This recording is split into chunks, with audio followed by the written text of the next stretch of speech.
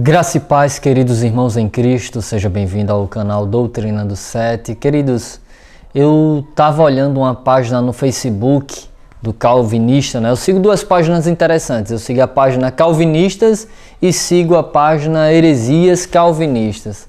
Queridos, e por esses dias eu me deparei com uma afronta calvinista com respeito à escritora cristã Ellen White, que para nós adventistas do sétimo dia foi uma profeta que escreveu muitos livros inspirados pelo Espírito Santo de Deus e que nenhum dos seus escritos contradizem as escrituras sagradas.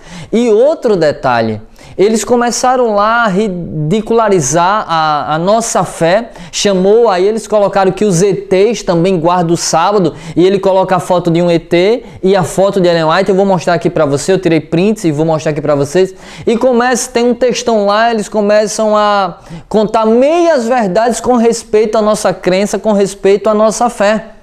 O interessante para esses calvinistas é que eu acho o seguinte, eu acho que eles não deviam estar pregando o evangelho. Se para eles já acreditam na predestinação, que Deus já fez uns para estar salvo e outros para estar perdidos, que aquele que Deus escolheu para estar salvo vai estar salvo, independente do que ele viver, do que aconteça, ele já está predestinado para ser salvo e uns predestinados para ser perdidos. Antes de eu fazer alguns comentários interessantes, deixa eu mostrar logo aí para vocês.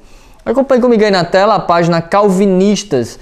E aí você vê aí que ele botou assim, os ETs também guardam o sábado, né? Aí acompanhe comigo aí, eu abri a imagem e você vê aí a página Calvinistas, botaram a foto de Ellen White, a foto de um ET e colocou, os ETs também guardam o sábado, Ellen White. Queridos irmãos, é lamentável a gente ver, eu entendi aqui que eles estão chamando Ellen White de ET.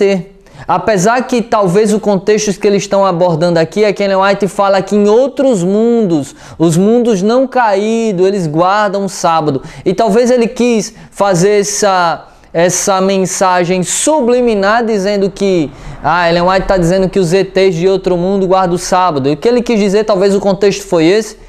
Mas, queridos, aqui eu entendo que eles chamam a gente de ET. Porque quando ele diz os ETs também guardam o sábado, ele está chamando todos nós disso. E é lamentável a gente ver uma página, pelo menos eu quero dizer o seguinte para vocês que são calvinistas, talvez estejam assistindo esse vídeo aqui agora. Nós não temos teologia whiteana, teologia whitense, whiteana, mas vocês seguem a teologia de João Calvino e de Agostinho. Nós não seguimos teologia de Ellen White. Nós não precisamos dos escritos de Ellen White para defender as nossas doutrinas. A nossa regra de fé e salvação é a Bíblia, exclusivamente a Bíblia. E nós temos respaldo suficiente para defender nas Escrituras aquilo que acreditamos. Tem um programa, vejam só, da RIT TV, que tem debates, e muitas das vezes nós, adventistas do sétimo dia, alguns pastores, são chamados para debater. Em todos os debates que tem pastores adventistas, nenhum deles é envergonhado, porque todos defendem biblicamente aquilo que nós cremos. Até com debate com calvinistas, tem aí no Vejam Só, onde os calvinistas ficam sem argumento, não usam a Bíblia, eles apenas ficam atacando e os nossos pastores adventistas defendem a nossa fé. O interessante é isso aí. Nós não seguimos teologia de Ellen White, mas vocês seguem teologia de João Calvino e de Agostinho.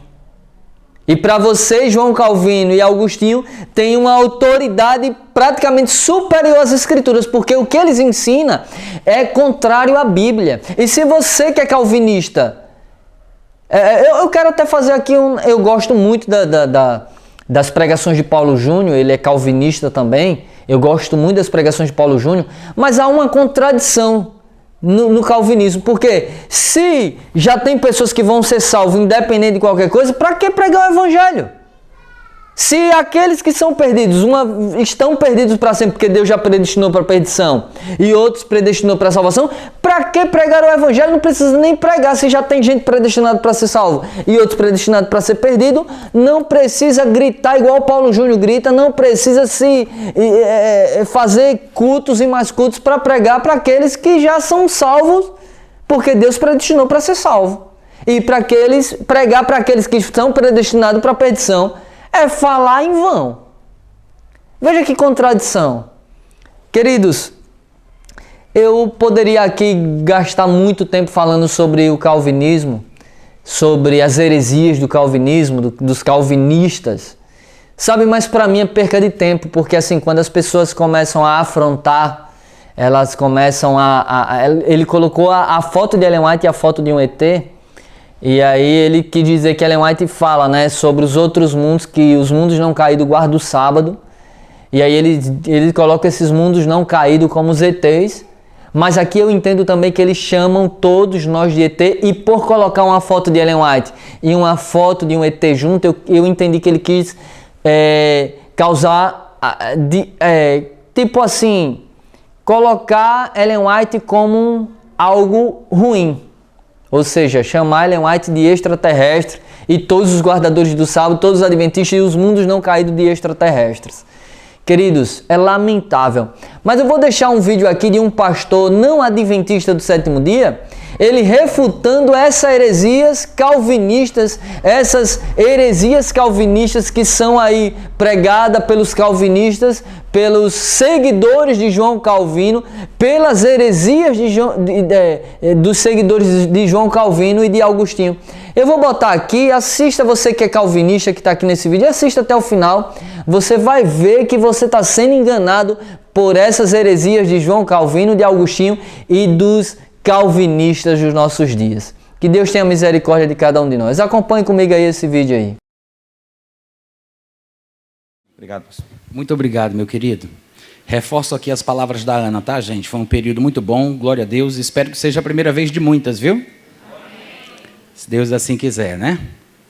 Amém. Gente, vocês sabem sobre o que a gente vai falar hoje à noite? Sobre a infância de Satanás. Brincadeira, nem existe esse assunto. Sim, é Romanos 9. É um assunto relativamente espinhoso, porque, infelizmente, há um conceito tão equivocado sobre Romanos 9 que se torna difícil para falar por causa da capacidade do povo de ouvir. Às vezes somos induzidos ao erro pelas pregações de pessoas que falam de Romanos 9 de uma forma não necessariamente bíblica. A interpretação calvinista de Romanos 9, que não é necessariamente de João Calvino, mas vem, na verdade, de um padre católico chamado Agostinho, mas que tem se perpetuado ao longo da igreja, talvez seja a versão mais popular. Não é a mais correta, não é a mais coerente com a Bíblia, mas é a mais popular. E o calvinismo é uma linha filosófica que se mistura com o cristianismo e confunde muita gente. O calvinismo é muito mais do que aqueles 5 pontos populares e conhecidos como tulip, ou tulipa em português. É muito mais do que isso. Mas não existiria calvinismo sem a tulipa, tá, gente? É um acróstico ou um acrônimo desta palavra em inglês, que representa uma flor, a tulipa, né? Tulip, e para cada letrinha tem uma frase ou um termo que representa um dos pilares da fé calvinista. O T representa a total depravação, ou total depravity, em inglês. O U seria unconditional election, ou eleição incondicional. O L vem para limited atonement, ou expiação limitada, e há calvinistas que também chamam de redenção particular. O I para irresistible grace, ou graça irresistível. E o P de perseverance of the saints, ou perseverança dos santos. E se a gente fosse estudar o que cada um destes pontos quer dizer na linha filosófica calvinista, e quais são as implicações lógicas destes pensamentos que eles têm, você ficaria estarrecido. Mas eu vou deixar um dever de casa para vocês. A gente não vai ter tempo de mergulhar em cada um dos pontos, mas se você gostaria de entender de forma coerente, à luz da Bíblia, você pode procurar um livro chamado Os 5 Pontos do Calvinismo, escrito por um senhor chamado George Bryson. George Bryson. ou B-R-Y-S-O, Bryson, né? George Bryson, George Bryson. Esse livro foi publicado pela editora Reflexão. Se você entrar na internet, colocar lá no Google, editora Reflexão, vai aparecer o site, você entra no site, procura na lupinha de pesquisa, coloca lá os 5 pontos do calvinismo, é o único livro que tem na editora com esse nome. É um livro fino, pequeno, num linguajar simples, direto, popular, sem aqueles tecnicismos, sabe, da teologia, aquela besteirada toda que não ajuda ninguém, mas confunde do que realmente abençoa. E é por isso que os livros de George Bryson são muito bons, porque eles são diretos ao ponto. Mas não se engane, não é porque ele fala de forma simples que os seus pensamentos sejam simplistas. Ele é um gênio, seus pensamentos são profundos, e eu tenho certeza que você vai compreender como deve a questão da tulipa do calvinismo. Quando nós vamos falar sobre o calvinismo e nós demonstramos que o verdadeiro calvinismo, ele realmente crê na dupla predestinação, ou seja, que Deus predestina seres humanos tanto para o céu quanto para o inferno, alguns calvinistas que se auto-intitulam de moderados se distanciam desse conceito, achando que a dupla predestinação não é de verdade um pensamento calvinista. Claro que quem diz isso, eu não sei se fala por desonestidade ou por ignorância, porque o próprio Calvino cria na dupla predestinação. O Calvino colocou nas Institutas da Religião Calvinista, que é o livro que ele escreveu, falando exatamente isso. Claro que nem todo calvinista já leu as Institutas de João Calvino, mas para aqueles que tiverem um pouco de curiosidade e quiserem se aprofundar no assunto, eu vou deixar aqui algumas referências das Institutas para que você veja o que Calvino cria sobre a dupla predestinação. No volume 3, do capítulo 21, da seção 5, ele diz assim: chamamos predestinação o eterno decreto de Deus, pelo qual houve por bem determinar o que acerca de cada homem ele quis que acontecesse. Pois ele não quis criar a todos os homens em igual condição, ao contrário, pré-ordenou a uns a vida eterna, a outros a condenação eterna. Veja, Calvino diz, ele pré-ordenou uns para a vida eterna e pré-ordenou outros para a danação eterna. E ele diz mais, portanto, como cada um foi criado para um ou outro desses destinos, Deus cria a pessoa para um destino previamente estabelecido. Ou seja, Deus decide criar alguém para jogá-la no inferno. É isso que Calvino está dizendo. Aí ele diz, portanto, como cada um foi criado para um ou outro desses destinos, assim dizemos que um foi predestinado ou para a vida ou para a morte. Nas Institutas da Religião Calvinista, volume 3, capítulo 21, seção 5. Agora, eu acho que os calvinistas que tentam se distanciar desse pensamento, que eles chamam de hipercalvinismo, porque os calvinistas que se auto-intitulam moderados têm vergonha dessas ideias, têm vergonha desse pensamento. E para se distanciar dessa ideia que o calvinismo realmente tem, eles dizem, isso é o hipercalvinismo, isso não é o calvinismo real, não é o calvinismo moderado, isso é hipercalvinismo, não é o calvinismo raiz.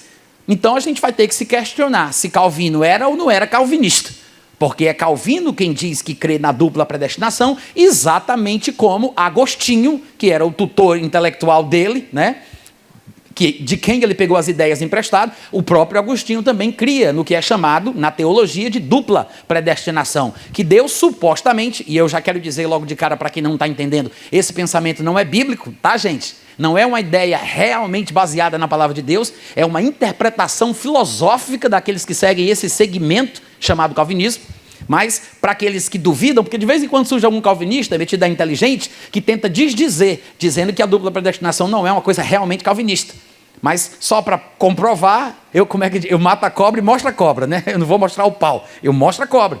Então, está aí mais uma passagem. Institutas, volume 3, capítulo 21, seção 7. Ele diz mais, a Escritura mostra claramente que designou de uma vez para sempre em seu eterno e imutável desígnio a aqueles que ele quer que se salvem e também aqueles que Deus quer que se percam. Vocês estão aqui, gente? É loucura ou não é? Loucura. Outra passagem, volume 3, capítulo 22, seção 11. Os réprobos, para quem não lembra, réprobos é o nome técnico da casta do azar. É aqueles que, por uma razão misteriosa, pelo beneplácito da vontade de Deus, foram criados para serem lançados no inferno, para mostrar que Deus tem poder para fazer isso. Os réprobos são a casta dos azarados. é uma casta, porque a pessoa não pode migrar desta condição para outra. Quem nasce réprobo, morre réprobo. E por que é réprobo? Porque Deus quis que fosse. Então ele diz, os réprobos são criados para este fim, ou seja, para que através deles a glória de Deus resplandeça. Portanto, se não podemos assinalar outra razão porque Deus usa de misericórdia para com os seus, a não ser porque assim lhe apraz, tampouco disporemos de outra razão porque rejeita e exclui os demais, senão pelo uso deste mesmo beneplácito, ou seja, porque isto lhe apraz. Ele se apraz de salvar quem ele quer, mas se apraz de criar quem ele quer para ser lançado no inferno. E aí, mais para frente, volume 3, capítulo 23, seção 3, ele diz, venham todos os filhos de Adão, contendam e alterquem com seu Criador, porque antes mesmo de serem gerados, foram predestinados à perpétua miséria.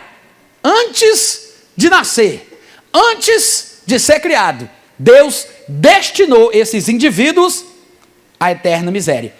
E eu acredito que, por mais que vocês nunca tenham se interessado em ler as institutas da religião calvinista, vocês devem perceber que algumas das falas deste homem, por mais que tenha sido traduzido num português muito arcaico e muito antigo, você observa que parece fazer uma referência a algumas passagens do capítulo 9 de Romanos, né? Aquele negócio de os gêmeos ainda não eram nascidos para que o propósito de Deus quanto à eleição prevalecesse, já foi dito a ela, o mais novo será servo do mais velho, como está escrito, amei Jacó, porém...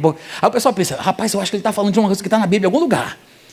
Porque o pessoal pensa que a interpretação calvinista sobre Romanos 9 realmente faz sentido. Porque quem lê Romanos 9 por Romanos 9, usando a linha de interpretação calvinista, se perde completamente. Mas daqui a pouco a gente vai chegar em Romanos 9. Eu só quero que você veja que realmente Calvino cria na dupla predestinação. Ou seja, o calvinismo real, ortodoxo, raiz, não esse calvinismo Nutella aí do compatibilismo que estão tentando criar hoje em dia. Esse calvinismo aí é diferente do calvinismo original, que veio de Agostinho, que veio de Calvino. Porque esse calvinismo que crê na dupla predestinação tem mais consistência ideológica em seus próprios pensamentos.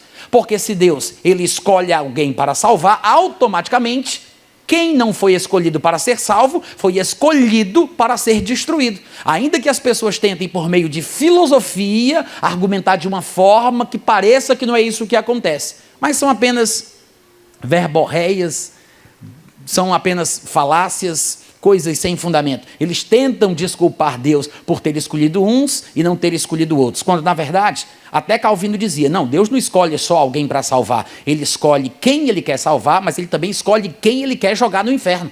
Antes de nascer, como nós acabamos de ler aqui nas institutas, antes de nascer, Deus cria pessoas para jogar no inferno. Essa pessoa nunca vai ser salva, jamais. Ela pode ouvir a pregação do evangelho, ela pode vir para a igreja evangélica, ele pode estar dentro da igreja, ele pode até parecer um crente, mas se ele passar 10 anos dentro da igreja, se ela é uma pessoa que não foi escolhida para ser salva, pode ter certeza de uma coisa, o que tem nela é uma tal de uma graça evanescente, é uma fé ilusória, temporária, que Deus concede para enganar a pessoa, para ela pensar que foi eleita, mas no final da vida ela vai para o canto para o qual ela foi destinada, que é o quinto dos infernos. É só isso. As pessoas não entendem, porque ninguém fala desse jeito, ninguém fala de uma forma que o povo entenda, o pessoal fala aquelas besteiradas todas, né? Ninguém sabe nem o que o pessoal está falando. Às vezes parece que eles falam em código para o pessoal não se escandalizar, porque eles só vão trazer as coisas mais profundas do calvinismo para aqueles que já são iniciados, que já estão ali há mais tempo, né? Aí eles podem receber as coisas mais profundas de Deus, de Satanás, da Bíblia, da predestinação. Mas está aqui, Calvino falando claramente, porque era um homem corajoso, né? Ele não tinha medo de ser julgado pela sua loucura.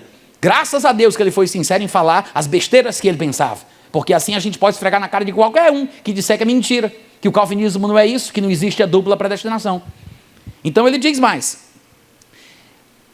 Volume 3, capítulo 23, seção 4. Ele diz, sem dúvida, confesso que foi pela vontade de Deus que todos os filhos de Adão estão nesta miserável condição, em que ora se acham enredilhados. E isto é o que eu dizia inicialmente. Por fim, tem-se sempre de voltar ao mero arbítrio da vontade divina, cuja causa está escondida nele mesmo. Depois, volume 3, capítulo 23, seção 8, ele diz, pois não é provável que o homem tenha buscado sua perdição. Olha o que ele está dizendo. Não é provável que o homem esteja nessa condição porque ele mesmo se meteu em muitas astúcias, como diz Eclesiastes, capítulo 7, versículo 29. Não é possível que seja isso.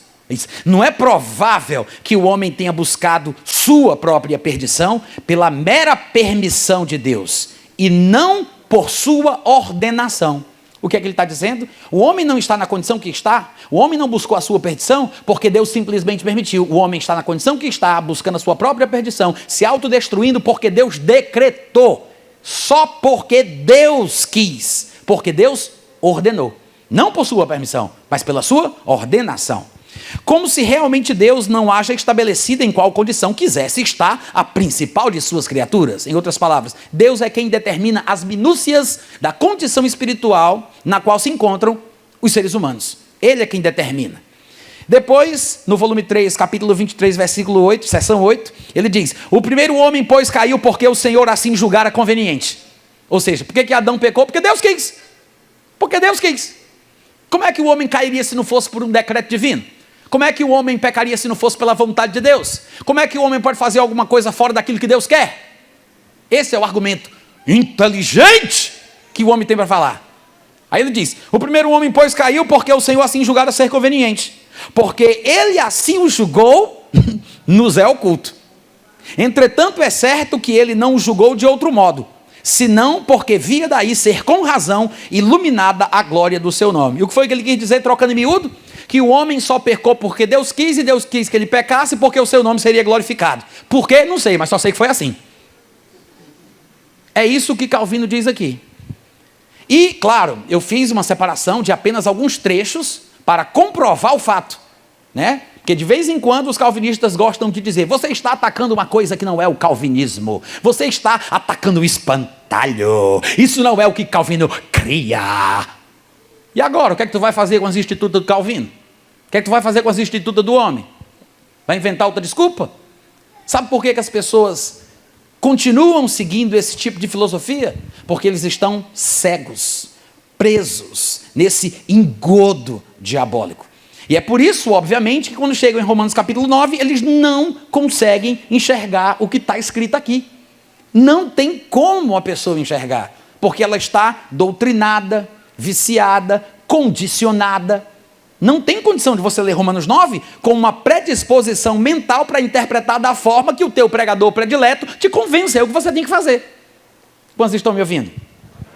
Romanos 9 fala sobre predestinação para a salvação ou predestinação para a condenação?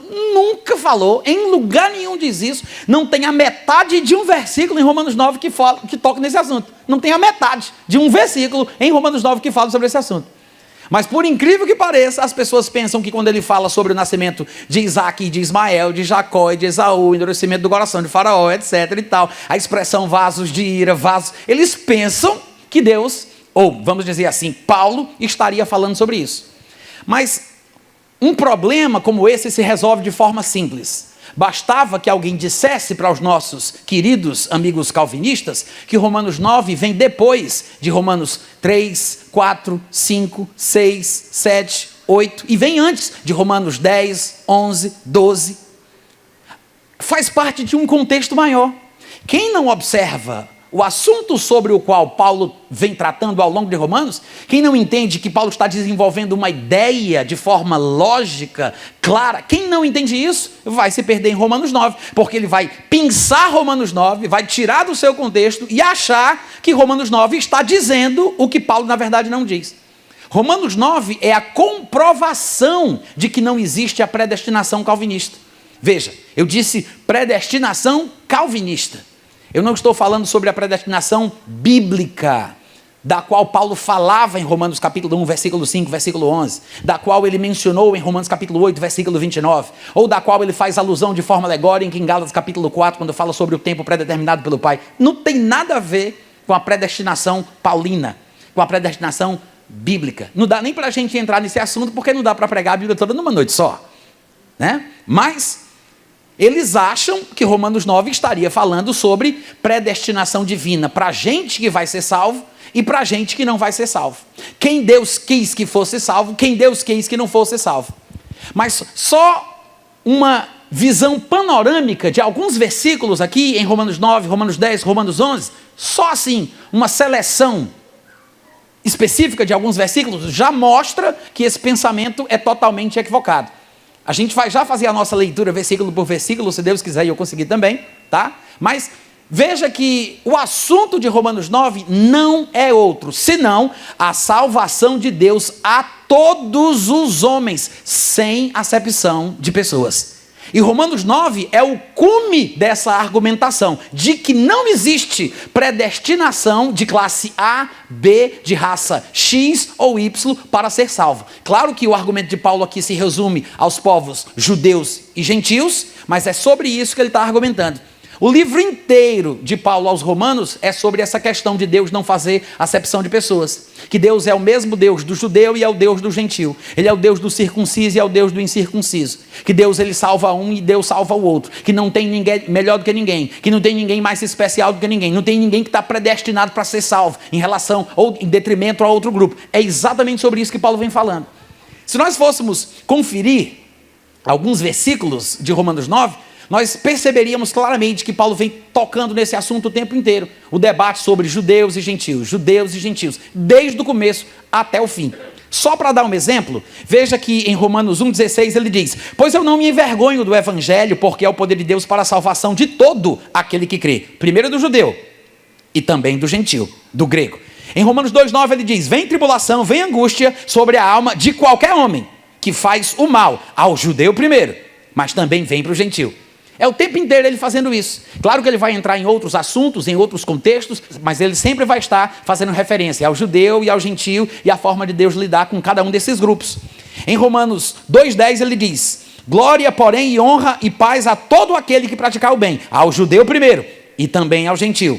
Em Romanos 2,17 ele diz: se porém tu, que tens por sobrenome judeu, e repousas na lei, se te glorias em Deus. Aí ele vai falar depois sobre os gentios. Em Romanos 2,28 e 29 ele diz: porque não é judeu verdadeiro aquele que o é apenas por fora, nem é circuncisão a que é somente na carne, porém judeu é aquele que o é interiormente. Circuncisão a que é do coração, no espírito, não segundo a letra, e cujo louvor não procede dos homens, mas de Deus.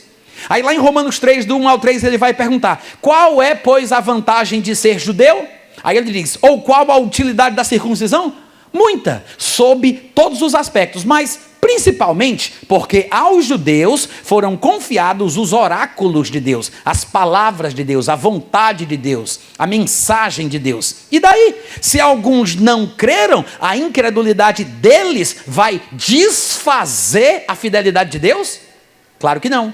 Esse é o argumento de Paulo o tempo inteiro. Quando chega lá no capítulo 9, por exemplo, ainda falando do mesmo assunto, para quem não percebeu que é uma constante, ele diz: eles, os judeus, são israelitas. Romanos 9, 4. São israelitas, pertence-lhes a glória, pertence-lhes a adoção, pertence-lhes as alianças, a lei de Moisés, o culto, as promessas. No versículo 6 ele fala: e não pensemos que a palavra de Deus haja falhado, porque nem todos de Israel são de fato israelitas. No capítulo 3, versículo 9, ele já dizia: que se conclui, temos nós, os judeus, nos quais Paulo se inclui, né? Temos nós, judeus, qualquer vantagem? Ele diz: não, de forma nenhuma, pois já temos demonstrado que todos, tanto judeus quanto gentios, estamos debaixo do pecado. Em Romanos 3, 29, ele diz: é porventura Deus somente dos judeus? Não é também dos gentios? Sim, também dos gentios. Romanos 9, 24. Os quais somos nós, a quem também chamou, não só dentre os judeus, mas também dentre os gentios. Em Romanos 10, 12, ele diz: pois não há distinção entre judeu e gentil, uma vez que o mesmo é o Senhor de todos, rico para com todos os que o invocam. Em Romanos 15, 27 ele diz: pareceu bem às igrejas gentias participar em ofertas para com os irmãos pobres lá da Judéia, porque afinal de contas lhes são devedores, porque se os gentios têm sido participantes dos valores espirituais dos judeus, devem também servi-los com bens materiais. É o tempo inteiro ele falando isso. Veja, Romanos 9, 27, ele diz: mas relativamente a Israel, dele clama Isaías, ainda que o número dos filhos de Israel seja como a areia do mar, o remanescente é que será salvo. Romanos 9, 30 e 31, que diremos, pois, que os gentios que não buscavam a justificação vieram a alcançá-la, todavia a que decorre da fé, e Israel, que buscava a lei de justiça, não chegou a atingir essa lei. Romanos 10, 19. Pergunto mais, porventura não terá chegado isso ao conhecimento de Israel? Moisés já dizia, eu vos porei em ciúmes, falando com os israelitas, com um povo, que são gentios, que não é nação, com gente insensata, eu vos provocarei a ira, ó judeus. E ele continua mais, em Romanos 10, 21 ele diz, quanto a Israel, porém, ele diz, todo dia estendia as mãos a um povo rebelde e contradizente. Romanos 11, 1, pergunto, pois, terá Deus, porventura, rejeitado o seu povo, os israelitas, os judeus? De modo nenhum, eu também sou israelita, sou da descendência de Abraão, sou da tribo de Benjamim. Romanos 11, 2, Deus não rejeitou o seu povo judeu, a quem de antemão conheceu. Ou não sabeis o que a Escritura refere a respeito de Elias, como insta perante Deus contra Israel, dizendo... O tempo inteiro, gente, o tempo inteiro é a mesma coisa, judeus, gentios, judeus, gentios, judeus, gentios, o tempo inteiro. Quando chega em Romanos 9, ele não fugiu do assunto. Ele está falando que Deus ele tem um padrão, ele tem um critério, e é com base em seus próprios critérios que ele se relaciona com os homens. E Deus, que não faz acepção de pessoas, vai sim abençoar alguns judeus e outros não.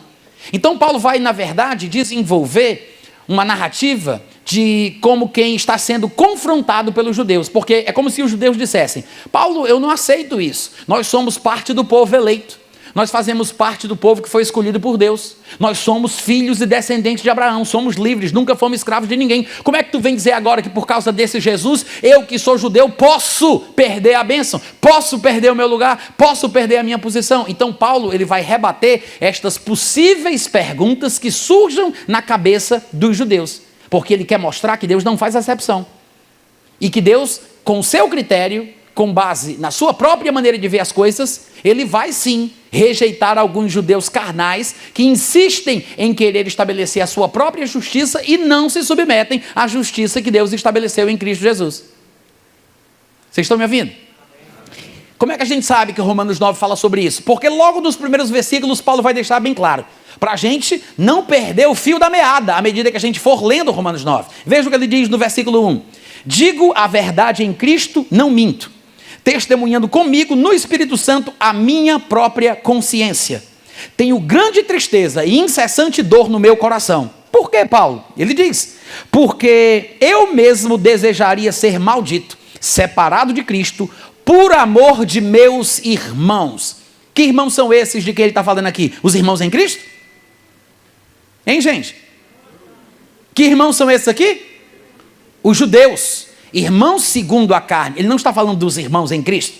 Ele está falando que tem dor no coração, tristeza, e tem esse desejo até mesmo de ser maldito por eles, se isso pudesse trazer a bênção para os judeus. Ele está dizendo, eu tenho essa dor e essa tristeza pelos meus irmãos, meus compatriotas, segundo a carne. Veja que ele não está falando de irmandade espiritual, mas de irmandade carnal. Está falando do povo da sua terra, seus conterrâneos, seus compatriotas, seus patrícios. Ele está falando, meus irmãos judeus, tenho dor no coração, tristeza no coração, eu sofro pelos meus irmãos judeus. Então, preste atenção, já no começo do capítulo 9, ele está deixando claro sobre o que ele quer falar, sobre a dor no seu coração, de que alguns judeus perderam a bênção, por pura birra, carnalidade, dureza de coração. Mas ele vai também deixar claro que o próprio Deus puniu os judeus com esta cegueira espiritual pela obstinação dos judeus. E ele vai exemplificar isso em alguns nomes que ele vai citar ao longo do capítulo 9.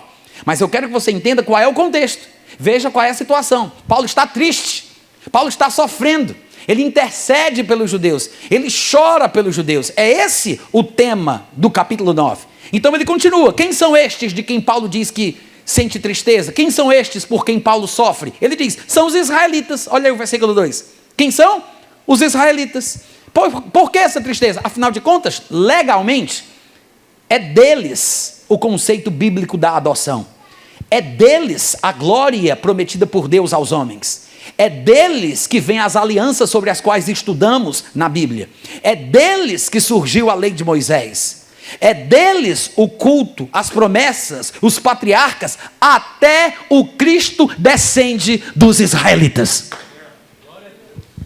É paradoxal, porque até Jesus disse em João capítulo 4, versículo 22, que a salvação vem dos judeus, Um dos versículos que eu li aqui em Romanos 15, versículo 27, Paulo disse que os gentios que são crentes em Cristo são participantes dos valores espirituais dos judeus, ou seja, o próprio povo que deveria espalhar essa palavra pelo mundo, que deveria anunciar a salvação de Deus por toda a terra, é o povo que matou Jesus, matou os profetas, perseguiu os apóstolos e impedia Paulo e os seus companheiros de ministério de pregar o evangelho para os gentios. Paulo deixa isso muito bem escrito, lá em 1 Tessalonicenses capítulo 2, a partir do versículo 13 até o versículo 17.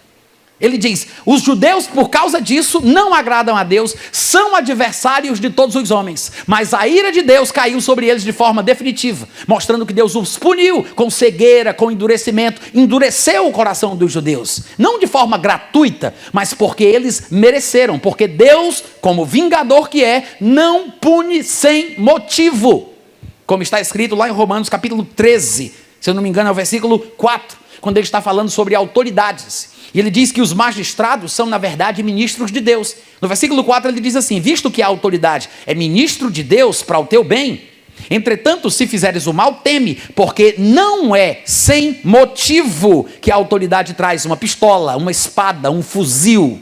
Naquela época era uma espada, hoje em dia é um fuzil, é uma pistola. Ele diz, não é sem motivo que a autoridade traz uma arma para punir os malfeitores. Por que isso? Porque é ministro de Deus, vingador para castigar quem pratica o mal. Mas não é sem motivo.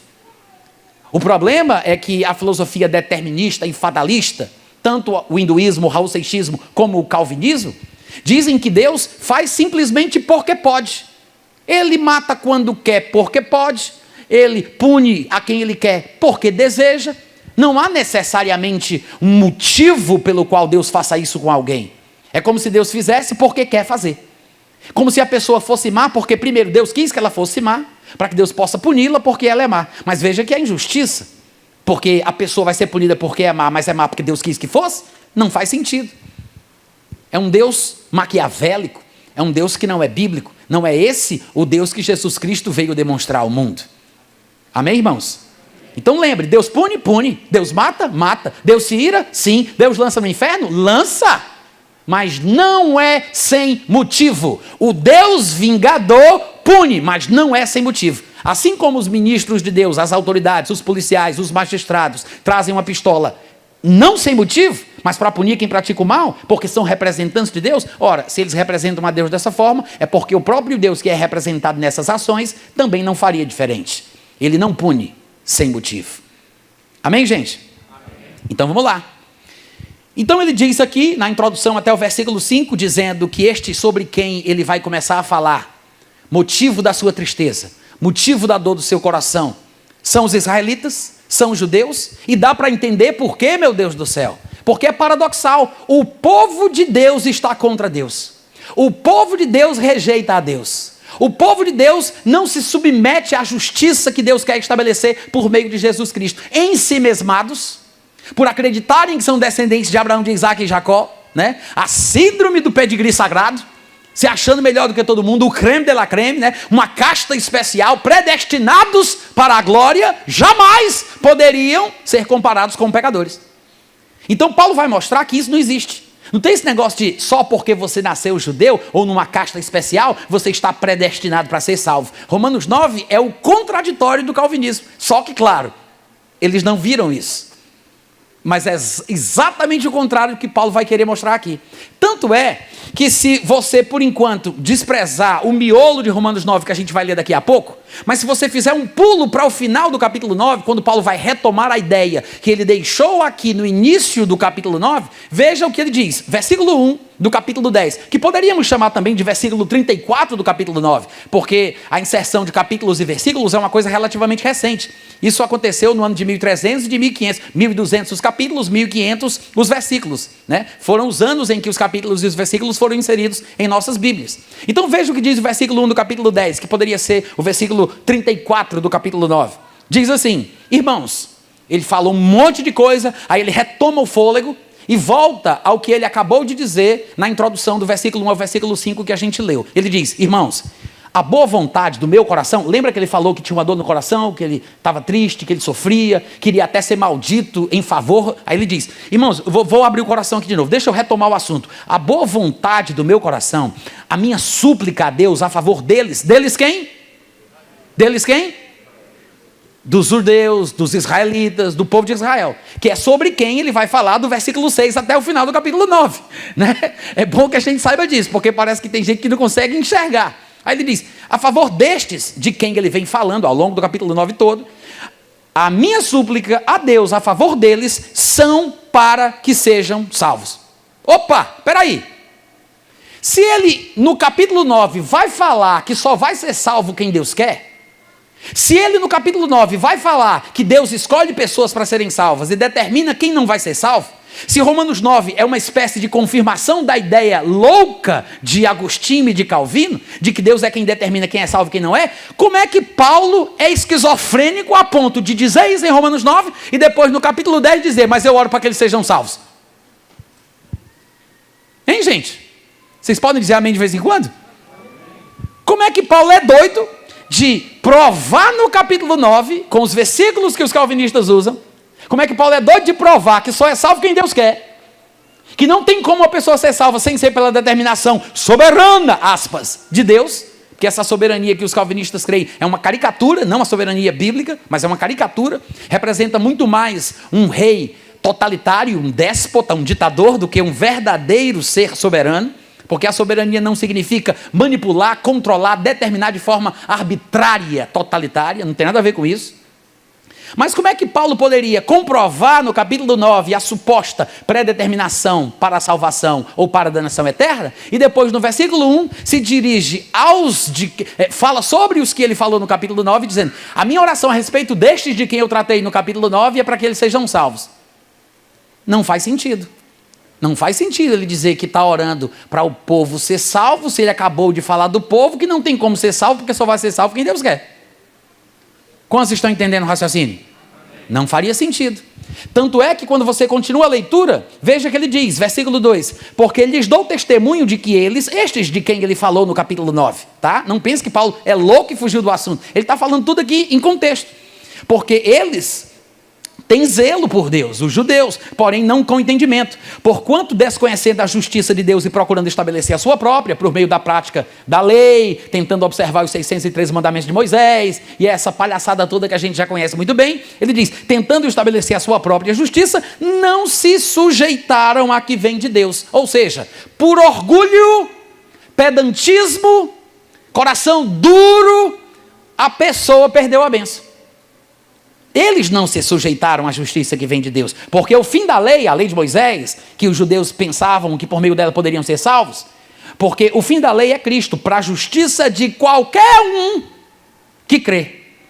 Ora, Moisés escreveu que o homem que praticar a justiça decorrente da fé, por ela viverá, mas a justiça decorrente da fé diz, aí ele vai explicar um pouco mais, quando chega lá no capítulo 11, ainda falando do mesmo assunto, ele não fugiu, ele vai falar assim, deixa eu ver exatamente quais são os versículos que eu quero ler com vocês, de Romanos 11.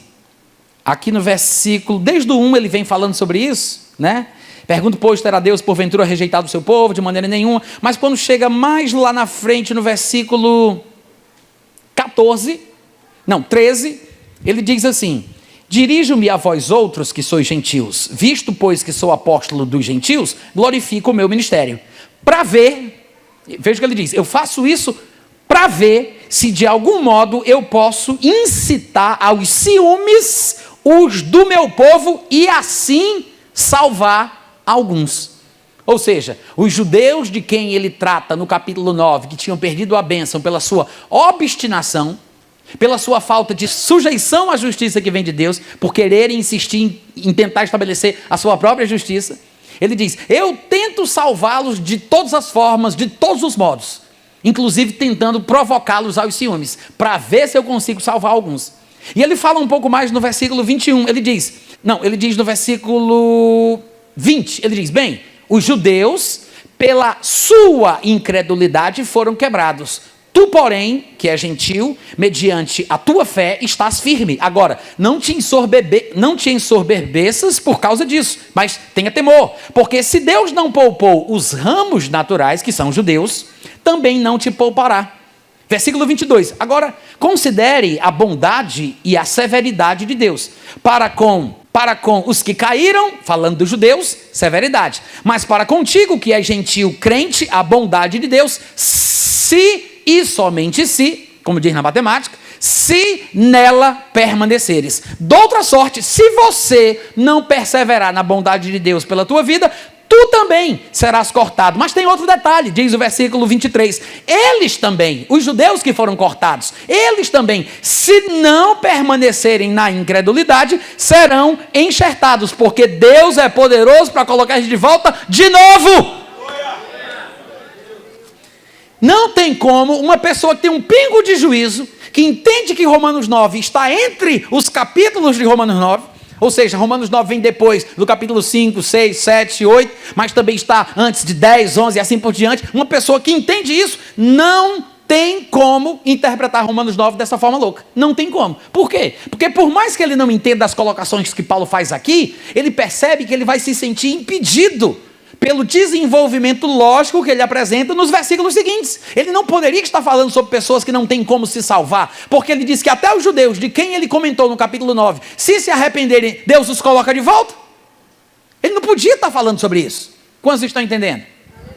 Até porque, tem um detalhe, os personagens citados, no caso aqui, Isaac e Ismael, Jacó e Esaú, nenhum deles foi rejeitado por Deus no sentido de não ter sido salvo. Ismael, o preterido, ele não foi lançado no inferno. Ele não deixou de servir a Deus. Ele não foi escolhido como parte do plano de Deus para a redenção da humanidade. Ele não foi aquele que recebeu o direito de primogenitura por meio de quem a linhagem de Jesus Cristo seria formada, mas não quer dizer que Deus rejeitou completamente Ismael, muito pelo contrário. Há inúmeros textos que mostram Deus cuidando de Ismael, abençoando Ismael. Ele foi pai de 12 príncipes, Deus disse que o faria próspero e pai de uma numerosa multidão. O nome de Ismael foi dado pessoalmente por Deus. Ismael teve os seus erros? Claro que teve, como muitos homens santos e justos também tiveram. Ismael não foi escolhido para uma determinada função, mas não quer dizer por isso que ele não foi escolhido para ser salvo. Então, usar essa passagem nas pessoas de Isaac e Ismael, Jacó e Esaú, para dizer que isso ensina sobre predestinação é ridículo, porque nem os personagens mencionados por Paulo foram jogados no inferno. Vamos lá, gente, estou pregando muito bem hoje à noite. Cadê os amigos? Aleluia. Nem Ismael, nem Esaú foram jogados no inferno, escolhidos para a danação eterna, porque eram vasos de ira, predestinados para o abismo. Não, nem Ismael, nem Esaú. Embora não tenham sido escolhidos dentro de um plano específico para desempenhar determinada função. Além disso, se você quer saber, essa linhagem que há de ser escolhida, pela qual o Redentor da humanidade vai nascer, faz parte de um plano maior. Quando você pensa em eleição, eu acho que o ícone do conceito da eleição poderia ser muito bem Abraão. Abraão é uma espécie de ícone do conceito da eleição. Agora, para pensar por que Deus elegeu Abraão, porque Deus escolheu Abraão. Ele disse: Abraão, em ti serão abençoados todos os povos. Ele não escolheu Abraão simplesmente para abençoá-lo, mas para que ele fosse uma bênção para todas as nações. Se nós quiséssemos falar nessa verborreia teológica, que o pessoal gosta muito, estaríamos dizendo, com o exemplo de Abraão, que Deus pega os eleitos para abençoar os réprobos. Ninguém entendeu, né? O que isso significa? Que aqueles que teriam sido escolhidos para serem lançados no inferno, na verdade, são aqueles a quem Deus quer alcançar através dos que foram eleitos. Essa é a grande verdade da eleição bíblica. Deus elegeu Abraão para abençoar quem não foi eleito. Vocês podem dizer amém, gente? Amém. É a mais pura verdade. É o relato fidedigno da história da escolha de Abraão. Abraão foi escolhido para abençoar os que não foram escolhidos. Da mesma forma é o evangelho do Senhor Jesus. A escolha de Deus, a eleição de Deus, os crentes que são chamados pela Bíblia de eleitos, não são chamados de eleitos porque Deus os escolheu para serem salvos, mas porque em Cristo nós somos salvos para salvar as outras pessoas, para que todos se tornem eleitos também, porque a eleição é em Cristo Jesus. Não há passagens que falem sobre eleição para ser salvo. Não há passagens que ensinem uma eleição individual para a salvação. Tem interpretações. Passagens que falem isso não tem. Deus escolhe pessoas, Deus escolhe grupo de pessoas, mas para desempenhar uma atividade, uma função, com um objetivo. E é uma pena que as pessoas não consigam enxergar isso. Então Paulo faz a introdução até o versículo 5, do versículo 1 ao 5, no capítulo 9, mostrando que ele está, na verdade, triste, que o assunto sobre o qual ele quer falar dói no coração dele. Ele já disse lá no versículo 1 do capítulo 10 que ele ora por estes, por quem ele sente tristeza, e que a oração dele é para que eles sejam salvos, porque lá no capítulo 11 ele diz: eu faço tudo para tentar provocar os ciúmes dos judeus, para ver se eles são salvos, porque Deus pode, se eles não permanecerem nessa obstinação, Deus pode trazer eles de volta para a bênção.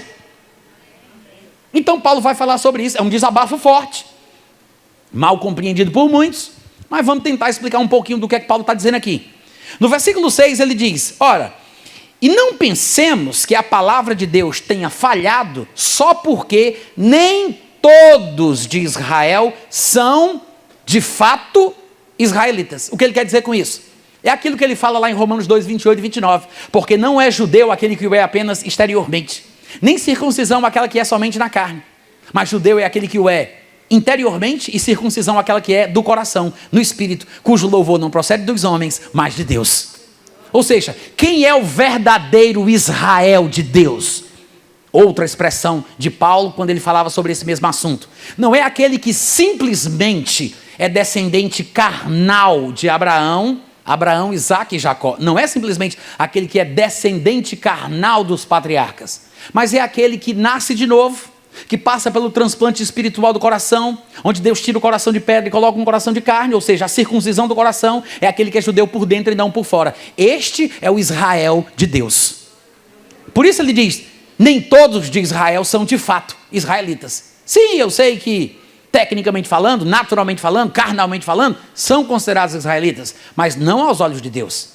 É esse o ponto que Paulo está mostrando aqui. E é essa a razão da indignação de alguns dos seus compatriotas, porque sendo judeus não aceitavam a ministração de Paulo, que porventura um judeu não estivesse predestinado para ser salvo, pelo simples fato de ser judeu. E Paulo vai dizer: sinto muito, mas a coisa não é bem assim, porque Deus trata com cada um individualmente, porque Deus conhece os corações, e não vai depender de quem quer ou de quem corre, mas depende sim de Deus graciosamente usar a sua misericórdia. Então as pessoas tinham que se submeter à justiça implantada por Deus e não tentar estabelecer a sua própria. Então no versículo 6 ele diz: não vamos pensar que a palavra de Deus falhou porque nem todos de Israel são como deveriam ser. Nem todos são. Não vamos pensar que a palavra de Deus não surtiu efeito, não tem poder, não conseguiu transformar essa gente toda, não abençoou a nação de Israel. Não vamos pensar isso não. Não vamos pensar que a palavra de Deus não funciona só porque nem todo israelita é puro, nem todo israelita anda no padrão divino, nem todo israelita é um exemplo do que Deus quer, nem todo israelita é uma luz para o mundo, nem todo israelita crê em Cristo.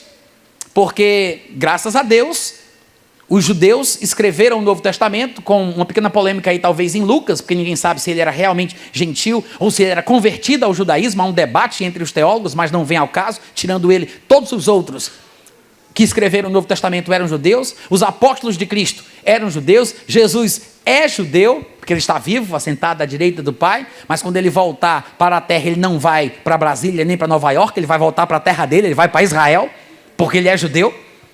Então quer dizer, não, nem todos de Israel são de fato israelitas, mas não quer dizer que Deus rejeitou o seu povo. O próprio Paulo diz: epa, pera lá, eu sou judeu, sou da tribo de Benjamim, sou filho de hebreus. Então a obra ainda está sendo feita, embora a nação como um todo e a liderança de Israel, os que estavam assentados na cadeira de Moisés, tenham rejeitado a Cristo. Não quer dizer que a sua palavra tenha falhado, a palavra de Deus não quer dizer que a palavra tenha falhado, só porque nem todos se submeteram, só porque nem todos se sujeitaram à justiça que vem de Deus. É isso o argumento. Aí ele fala, nem por serem descendentes de Abraão, na verdade, nem por isso são todos seus filhos. Não pensemos que só porque descenderam de Abraão, são todos filhos de Abraão. Ele diz, não, pelo contrário. É como está escrito, em Isaque será chamada a tua descendência. O que significa isso? Ele explica no versículo 8, isto é, os que são considerados como verdadeiros filhos de Abraão, e por consequência também considerados como filhos de Deus, não são propriamente os da carne, os que descenderam fisicamente de Abraão, Isaque e Jacó, mas devem ser considerados como filhos de Abraão, filhos de Deus, aqueles que nascem da palavra da promessa de Deus.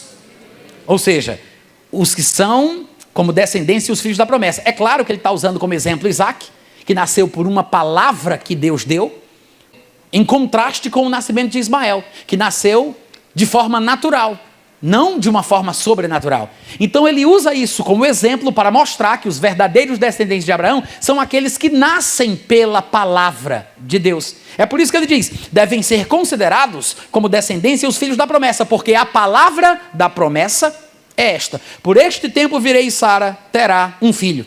Aí depois ele vai entrar no outro exemplo, mas antes da gente passar para o próximo exemplo, nós temos que entender o que ele quer dizer aqui. Por que ele usa Ismael e Isaque como exemplo dos israelitas carnais, que rejeitaram a Cristo, embora fossem descendentes carnais de Abraão, e dos israelitas espirituais que creram em Cristo e que eram o verdadeiro Israel de Deus? Porque nem todos de Israel são de fato israelitas. Não é só porque são descendentes de Abraão que vão ser considerados seus filhos. Por que ele usa esse exemplo? Porque Ismael era o primogênito, era o mais velho, ele teria o direito de primogenitura, mas o que é que Deus faz? Ele diz, não, eu não vou escolher ele não, eu quero que seja Isaque, que era o mais novo. Na cabeça dos israelitas isso poderia não fazer sentido, porque eles poderiam contra-argumentar com Paulo dizendo assim, não Paulo, mas que coisa sem sentido que você está dizendo, como é que Deus escolheria Ismael se Ismael era filho de uma escrava? Ismael era filha de Agar, não tem nada a ver você querer usar esse exemplo para comparar com a nossa realidade de hoje, para dizer que nós não somos descendentes de Abraão, porque não cremos em Cristo, que seria o descendente de Abraão, a quem Deus teria prometido, a palavra da promessa estava associada a Cristo. Isso não tem sentido, porque Ismael é descendente e é filho de uma escrava. Então é por isso que ele vai dar um segundo exemplo. Ele diz, não é só ela não é só Sara, que foi a mãe de Isaque, mas tem a questão também dos gêmeos, Jacó e Esaú, que nasceram do mesmo pai e da mesma mãe. Não tem escrava no meio, não tem nenhuma obra que vocês poderiam usar como justificativa para dizer que Deus só poderia ter escolhido Isaque. Não, os dois nasceram do mesmo pai e da mesma mãe. Mas o primogênito também não perdeu a bênção e Deus não escolheu o outro? Não tinha um que era o mais velho, que deveria ter a primogenitura, e não aconteceu a mesma coisa que aconteceu com Ismael, embora ele fosse filho de Agar? Ou seja, Paulo está mantendo o padrão da lógica que ele quer apresentar aos irmãos. Agora, para você entender como Paulo usa Ismael e Isaque, Esaú e Jacó como alegorias destas verdades espirituais, basta que nós compreendamos a abordagem de Paulo sobre esse assunto em outros lugares. Porque Paulo falou sobre isso aqui, mas Paulo também falava sobre esse assunto, por exemplo, lá em Gálatas capítulo 4, do versículo 21 ao versículo 31. Abre comigo lá, por favor, e vamos conferir. Dizei-me vós, os que quereis estar sob a lei, acaso não ouvis a lei? Pois está escrito que Abraão teve 2 filhos, um da mulher escrava e outro da livre. Olha aí, gente, é a mesma historinha que ele falou lá em Romanos 9. Está escrito que Abraão teve 2 filhos, um da mulher escrava e outro da livre. Não são os mesmos filhos, não é a mesma história que ele menciona lá em Romanos 9? Presta atenção, vai ficar mais claro. Mas o filho da escrava nasceu segundo a carne, o da livre mediante a promessa, que ele menciona lá, o filho da promessa, a palavra da promessa. Em outras palavras, um nasceu pela palavra e o outro nasceu de forma natural. Então, o judeu que nascia de forma natural, segundo Paulo, como ele argumentou nos textos que nós lemos lá em Romanos 9, não deveriam ser necessariamente considerados como filhos de Abraão ou filhos de Deus, só porque eram descendentes carnais. Porque os que vão ser considerados não são os que são necessariamente filhos da carne, mas devem ser considerados aqueles que nascem pela palavra de Deus. Aí ele fala, o da escrava nasceu segundo a carne, o da livre nasceu pela palavra da promessa. Estas coisas, irmãos, Paulo diz, são alegóricas, representativas, elas simbolizam uma verdade maior. Aí ele diz, porque estas mulheres, falando de Agar e falando de Sara, são duas alianças. A aliança de Moisés e a aliança de Jesus. A antiga aliança e a nova aliança. Uma é carnal e outra espiritual. Uma leva à morte e a outra concede a vida. É isso que ele tem em mente. Ele diz, são alegorias, representam duas alianças. Uma, na verdade, se refere ao Monte Sinai, que gera para a escravidão. Esta é Agar.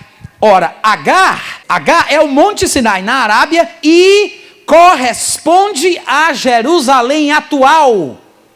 Uau! Paulo está comparando os judeus, seus contemporâneos, da sua época, que rejeitaram a Cristo, com os descendentes de Agar. Paulo está dizendo, a situação espiritual dos judeus hoje é que para eles há os ismaelitas. É duro isso aqui, gente. É forte isso aqui. E isso aqui indignava, e até hoje, deixa qualquer bom judeu irritado. Porque Paulo está passando na cara do judeu que por mais que ele seja judeu, ele não está garantido, predestinado para ser salvo, abençoado só por causa disso. Deus tem um padrão. E os homens, mesmo que sejam judeus, têm que descer do pedestal, sair do saltinho e se submeter à justiça que Deus estabelece. É forte, mas é isso que Paulo está dizendo. Os judeus de hoje, claro, Paulo falava dos judeus daquela época, da Jerusalém atual, nos seus termos, dos seus conterrâneos, dos seus contemporâneos, mas a gente sabe que a situação não mudou muito de lá para cá. E a mesma realidade espiritual se encontra, infelizmente, no meio do povo judeu. Então ele diz, a Jerusalém atual, que está em escravidão com seus filhos, corresponde, essa Agar, que é o monte da Arábia, corresponde a Jerusalém atual, que está em escravidão com seus filhos. Ou seja, Agar é a mãe, que é a antiga aliança, que gera filhos. E os filhos são os judeus que não receberam Jesus, porque estão em escravidão. Agar está em escravidão com seus filhos. Jerusalém em escravidão com seus filhos. Mas a Jerusalém lá de cima é livre e é essa que é a nossa mãe. Aí ele fala, alegra-te, ó estéril, que não dá à luz, exulta e clama, tu que não estás de parto. E é interessante que Sara tenha sido considerada como estéril, porque ele faz aqui um trocadilho falando de Agar e de Sara. Aí ele diz que Sara gerava para a escravidão e corresponde aos judeus que não receberam a Cristo, porque estão presos, escravos, ainda que sejam nascidos de Abraão. Ele diz que os judeus que não confessam Jesus não estão deixando a palavra de Deus funcionar em seu coração. Não podemos pensar que a palavra de Deus tenha falhado, só porque nem todos de Israel são de fato israelitas, mas infelizmente estes judeus estão muito mais parecidos com Ismael do que com Isaac. É por isso que ele cita Isaac, por isso que ele fala de Isaac ser considerado o pai daqueles que creem na palavra de Deus. Os verdadeiros descendentes de Abraão, os verdadeiros filhos de Deus, são aqueles que nascem da palavra.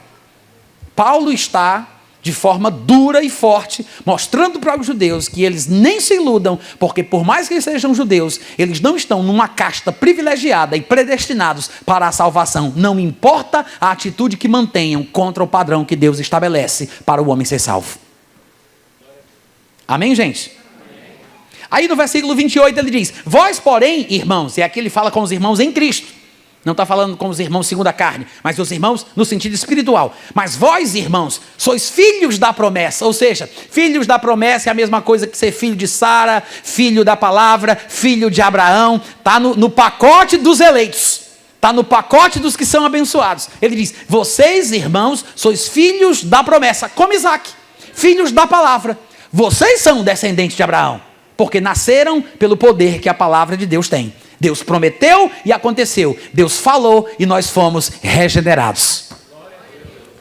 Como porém, versículo 29, como porém outrora, o que nascera segundo a carne, Ismael, perseguia ao que nasceu segundo o Espírito, Isaac, tem aí isso em mente que é sobre isso que ele está falando? Aí ele fala, assim também agora. Ele está falando que aqueles que creem em Jesus são perseguidos pelos judeus que não creem em Jesus. Porque Paulo está escrevendo a região da Galácia, Porque judaizantes estavam querendo convencer os gentios a praticarem a religião judaica para que pudessem ter comunhão com Deus, mesmo que já tivessem crido em Cristo, mesmo que já tivessem nascido de novo, mesmo que já tivessem recebido o Espírito Santo pela fé.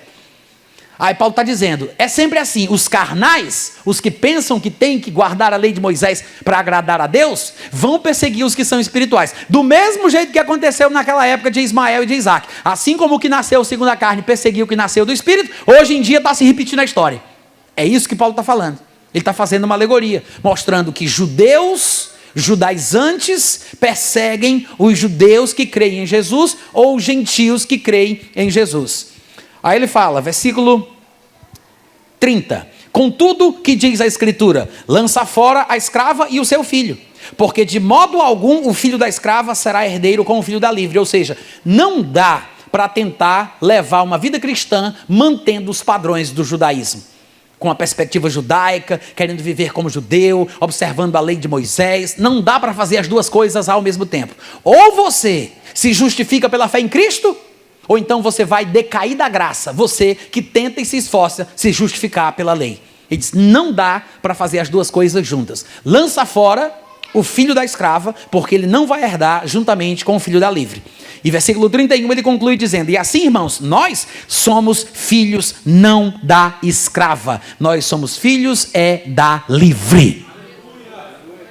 É por isso que lá em Romanos 9 ele disse, em Isaque será considerada a tua descendência. Em Isaque será chamada a tua descendência. Mas não necessariamente porque era gerado de Isaque no sentido carnal e físico, mas por causa da alegoria espiritual, por causa do significado daquele grande evento, daquele grande feito. Havia um propósito divino. É disso que Paulo está tratando aqui. Vocês estão me acompanhando? Aí ele fala de Isaque, de Ismael, mas porque algum judeu poderia dizer, mas isso aí, Paulo, nem convém, porque afinal de contas, se você parar para pensar, Ismael era filho de um escravo. Como é que você vem dizer para a gente que nós fomos rejeitados como Ismael só porque não cremos em Jesus? Aí ele diz, não, tudo bem, o exemplo não para aqui. A lição que eu tenho para dar para vocês, que Deus deixou registrado na história do próprio povo hebreu, não para aqui. Ele diz, e não somente ela, versículo 10, não somente Sara, não apenas Isaque e Ismael, não somente a geração de Sara, mas também Rebeca, não somente ela, mas também Rebeca, ao conceber de um só, Isaque, nosso pai, e ainda não eram os gêmeos nascidos, nem tinham praticado o bem ou o mal, para que o propósito de Deus quanto à eleição prevalecesse, não por obras, mas por aquele que chama.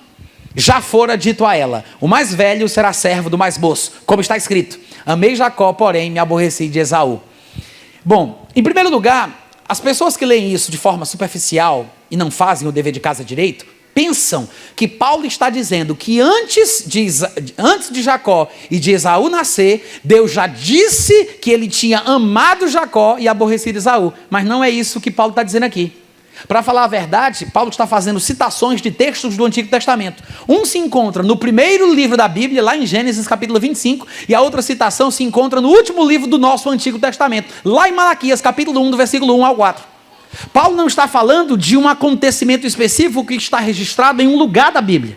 Ele está pegando duas frases de dois lugares totalmente diferentes para passar uma ideia. Só que, se as pessoas não sabem disso, pensam que Paulo está dizendo, antes dos gêmeos nascerem, já fora dito para a mãe deles, eu amei Jacó antes desse menino nascer, eu já tive foi ódio de Esaú antes mesmo dele vir ao mundo. Mas não é isso que Paulo está dizendo. Lá em Gênesis 25, que retrata o contexto da história do nascimento dos gêmeos, você vai ver que, na verdade, Rebeca estava angustiada porque havia uma coisa dentro dela que ela não sabia o que era. Era um incômodo, uma sensação estranha. E ela, intrigada, foi consultar o profeta para ter uma luz do que se tratava. Quando o profeta vem até ela e relata o acontecimento, ou revela para ela o que está acontecendo no ventre dela, o profeta não está decretando o que vai acontecer com a vida dos indivíduos, ele está revelando o que vai acontecer com as descendências dos indivíduos. Até porque, se você for observar o contexto, em Gênesis capítulo 25, deixa eu ver se eu abro rapidinho aqui, Não vai dar para a gente ler tudo, é claro. Mas Gênesis 25, do versículo 19 até o versículo 26, depois vocês podem ler em casa, tá? Mas você vai ver que quando chega no versículo 21, diz que Isaac orou ao Senhor por sua mulher, porque ela era estéril, e o Senhor lhe ouviu as orações, e Rebeca, sua mulher, concebeu. Os filhos lutavam no ventre dela, então ela disse, se é assim, por que vivo eu? E consultou ao Senhor. Respondeu-lhe o Senhor, 2 nações há no teu ventre. Vocês estão me ouvindo, gente? Amém. Gente, presta atenção, tá? Porque o pregador sou eu aqui. Não fica conversando não, porque vocês atrapalham as pessoas que estão perto de vocês e me atrapalham também. Se vocês não puderem ficar quietos por causa da unção, fica só pela educação mesmo, tá? Porque vai ajudar e depois que terminar vocês podem falar aquilo que vocês quiserem, tá bom? Muito obrigado. Então veja, ele diz no versículo 23, respondeu-lhe o Senhor, 2 nações há no teu ventre, 2 povos. Ele está falando sobre as consequências finais, sobre os descendentes que viriam de Jacó e de Esaú.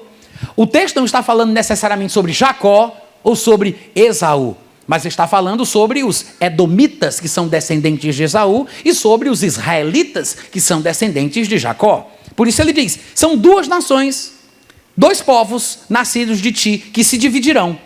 Um povo será mais forte que o outro, e o mais velho servirá ao mais moço. Não é um decreto, é uma revelação. Nem toda profecia é decreto divino para que no futuro aquilo aconteça. Às vezes é um furo de reportagem profético. É Deus revelando o que Deus viu pela sua presciência, o que aconteceu. É como Apocalipse capítulo 20, versículo 4, quando João, ele vê o que vai acontecer há muito tempo lá na frente, na época do milênio, e ele diz, eu vi aqueles que foram ressuscitados, e a eles foi dado a autoridade para julgar as nações, vi que se sentaram no trono, não adoraram a besta, não receberam a sua marca, viveram e reinaram com Cristo por 1000 anos. Espera aí, é viveram ou viverão? Reinaram ou reinarão? Ele conjuga o verbo no passado. Por quê? Porque João recebeu a perspectiva divina da coisa. Deus revelou para ele o que Deus, do seu ponto de vista, viu acontecendo, que ainda é futuro para a gente. Era futuro para João, mas para Deus já tinha acontecido. Então, nem toda profecia é decreto divino para que a coisa seja assim no futuro. Em algumas ocasiões, como nessa, é uma revelação do que Deus viu no futuro. É apenas uma informação prévia do que Deus sabe. Porque Deus sabe de todas as coisas, inclusive daquilo que para a gente seria futuro. Porque para Deus já passou. É por isso que a Bíblia diz que Deus conhece o fim desde o começo. Amém, gente? Então veja que a passagem de Gênesis 25 fala apenas da revelação que Deus trouxe àquela mãe, que estava inquieta por querer entender o porquê dessa briga, e o profeta, ou sabe-se lá como, revela para ela que na verdade eram 2 nações, 2 povos, havia uma divisão, eram os edomitas e os israelitas, e haveria uma inimizade perpétua entre estes 2.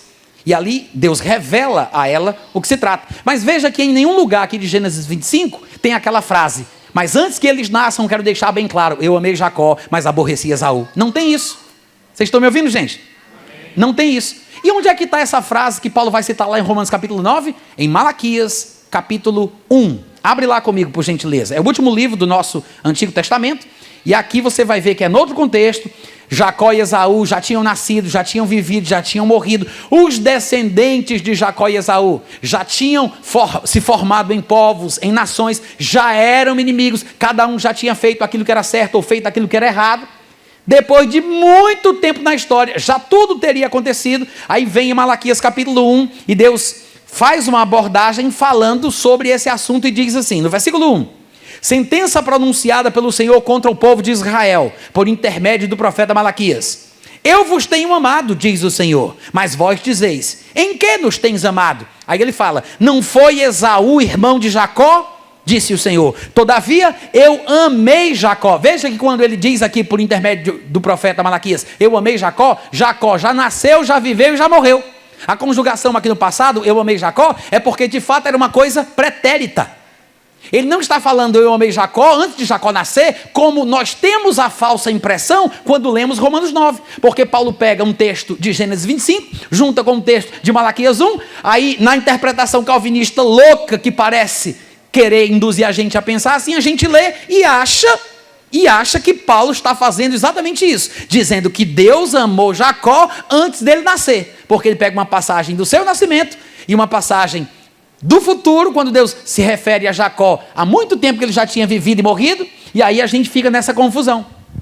Mas veja que não tem nada a ver. Olha o contexto como é diferente. Ele diz, não foi Esaú irmão de Jacó? Disse o Senhor, todavia amei Jacó. Versículo 3, porém aborreci Esaú.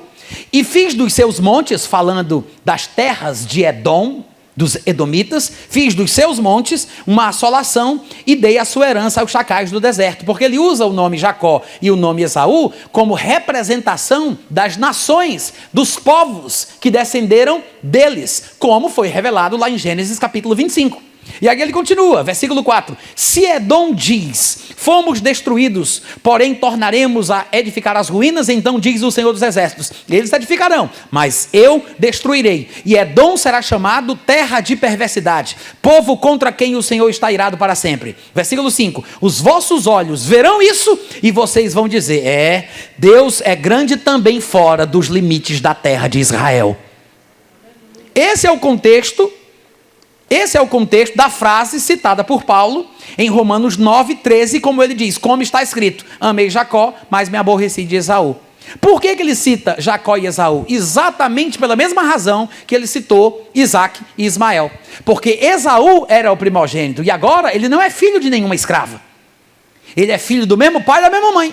Ele era o primogênito. Ele deveria receber o direito da primogenitura, mas mesmo assim Deus usa isso como uma alegoria, exatamente como ele fez com Isaac e Ismael, para mostrar que Deus tem um padrão, e que mesmo aquele que parece que tem direito, se ele não se encaixa e não se submete ao padrão divino, ele pode perder a bênção. Deus usa isso como figura para mostrar aos judeus que eles não deveriam se confiar em si mesmos só por serem descendentes de Abraão, porque se eles não se submetessem à justiça que vinha de Deus, eles também seriam cortados. Esse é o sentido. É por isso que ele fala no versículo 11, não era ainda os gêmeos nascidos, nem tinham praticado o bem ou o mal, para que o propósito de Deus quanto à eleição prevalecesse, não por obras. Por que ele diz isso? Porque ele quer usar essa expressão, não por obras, ainda que ele tenha se referido a Jacó e Esaú, numa época antes do nascimento de Moisés, antes da instituição da lei mosaica, mas ele usa essa expressão para falar com os seus compatriotas da sua época, os seus contemporâneos, porque ele quer mostrar que não é pelas obras da lei, não é pela prática ou pela observância das coisas que Moisés deixou determinado, que o povo vai ganhar o favor divino. Então ele fala assim, antes de nascerem, antes de praticarem o bem e o mal, não por obras, ou seja, para que o propósito de Deus quanto à eleição, ou seja, Deus tem um propósito, Deus tem um critério, Deus tem um padrão. Aí no versículo 14, ele diz, que diremos, pois, à luz de todas estas coisas, a injustiça da parte de Deus, que ele estabeleça um padrão próprio, que por mais que você seja judeu e descendente de Abraão, você possa perder a bênção, mesmo sendo do povo escolhido, a injustiça da parte de Deus. Aí ele fala, de modo nenhum, afinal de contas nós temos textos que dizem, eu vou ter misericórdia de quem eu quiser ter misericórdia, eu vou ter compaixão de quem eu quiser ter compaixão. O que significa isso? Ninguém coloca Deus dentro de uma caixa. Tem coisa que Deus gosta, tem coisa que Deus não gosta. Tem coisa que agrada a Deus, tem coisa que desagrada a Deus. Pode ser parte do povo eleito, pode ser descendente de Abraão, pisou na bola, fez o que Deus não quer, rejeitado. Mas Deus não é injusto porque se desagrada do comportamento do povo eleito.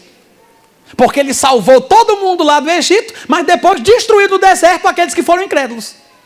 Israelitas foram destruídos por Deus. E a Bíblia diz lá em 1 Coríntios capítulo 10 que isso foi registrado para o nosso ensino, para mostrar que Deus não faz acepção de pessoas. E não importa quem é a pessoa, mas eu sou descendente de Abraão, de Isaac, de Jacó, eu fui predestinado, sou da casta especial, eu sou eleito. Aí disse, não tem nada a ver, querido. Não existe esse negócio de predestinação. É isso que Paulo está querendo mostrar aqui.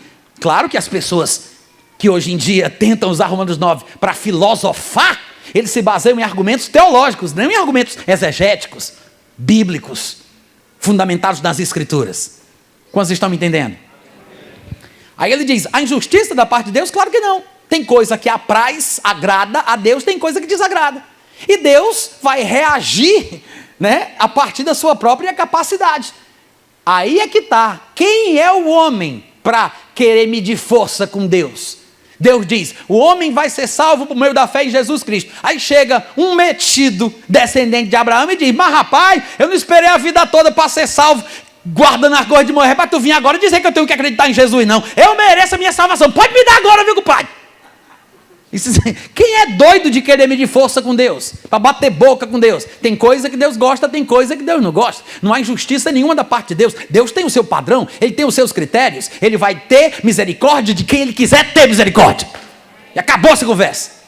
E aí ele fala no versículo seguinte, assim pois, por causa disso, não depende da iniciativa humana. Ele diz aqui de quem quer. Mas essa é uma expressão genérica. Ele não está falando da pessoa que quer ser salva. Ele não está falando de uma pessoa que queira confessar Jesus como Senhor. Ele usa a expressão de forma genérica. Quando ele fala sobre quem quer e quem corre, são apenas expressões para dar uma ideia do homem que toma a iniciativa, aquele que quer, e o que corre, aquele que se esforça por meio das obras para alcançar o favor de Deus.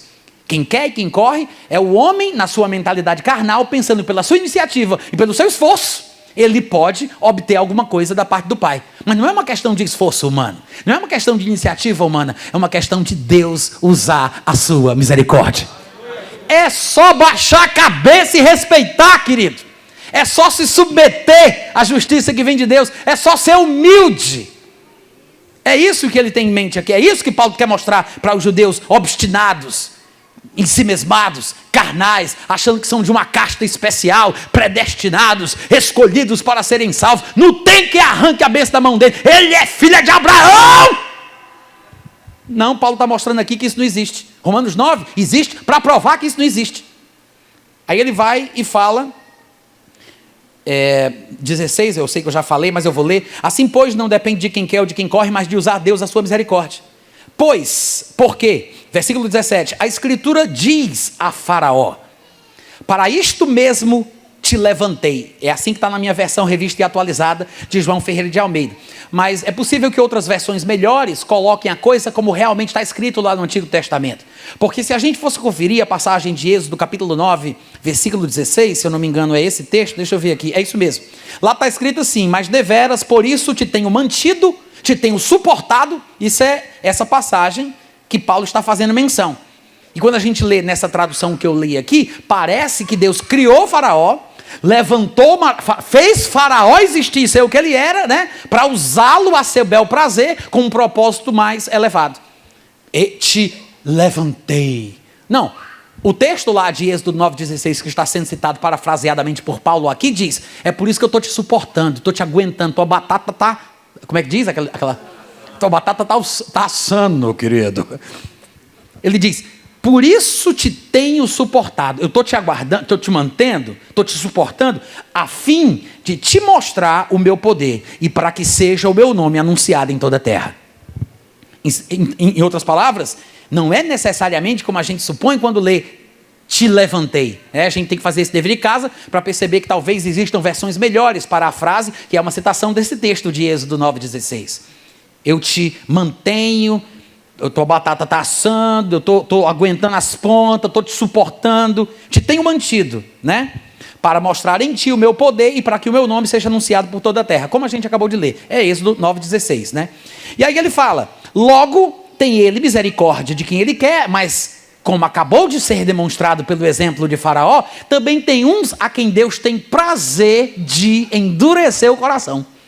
Ou seja, assim como ele tem misericórdia de quem quer, ele também vai endurecer aqueles a quem ele quer. Ele tem prazer em abençoar alguns, segundo o padrão que essas pessoas seguem, porque se encaixam no padrão divino. Afinal de contas, Deus é aquele que conhece os corações, porque a gente vê a aparência, mas Deus vê o coração.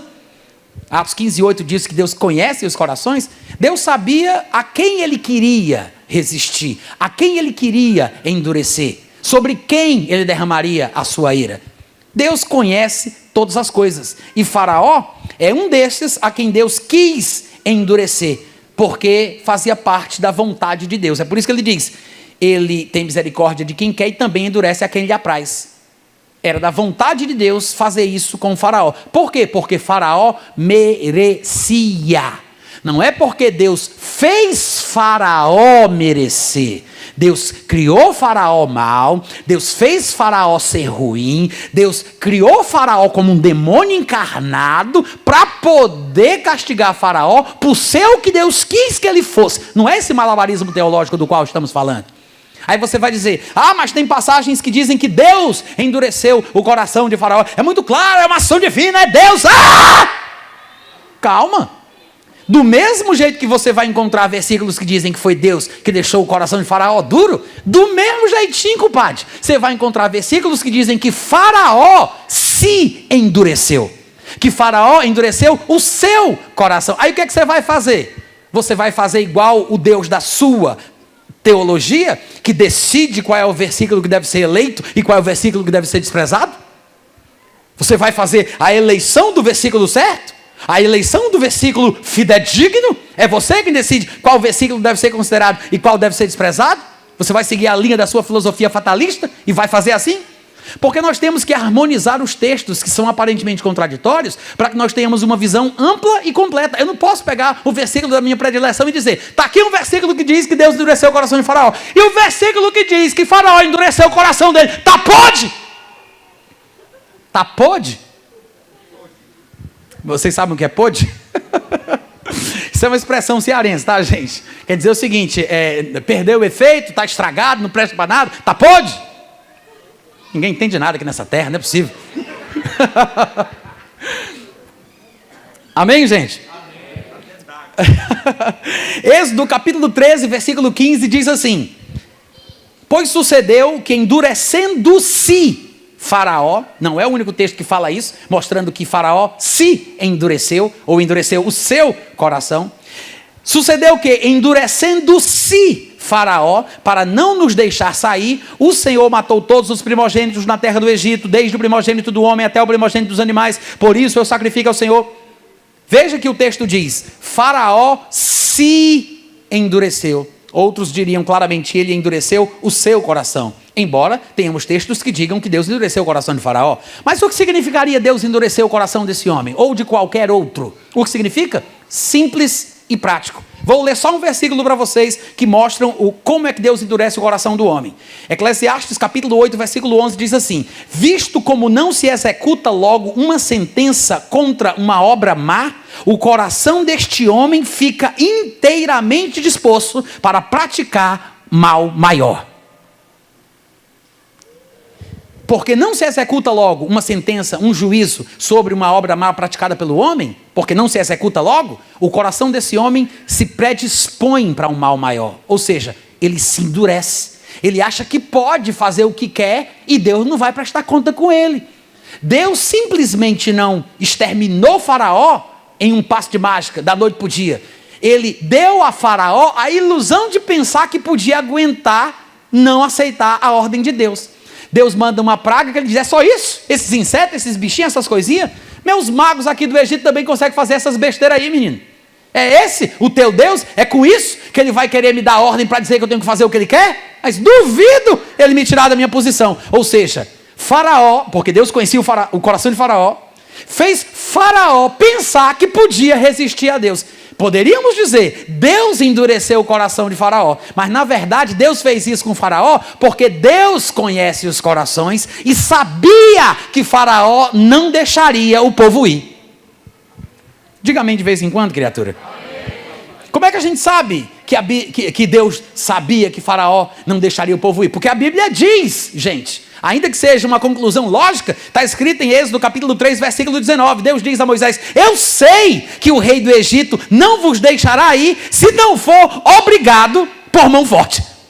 Eu sei, por quê? Porque Deus sabe todas as coisas. Deus conhece os corações dos homens. Amém, irmãos? Então essa questão do endurecimento de Faraó, não é como as pessoas às vezes supõem.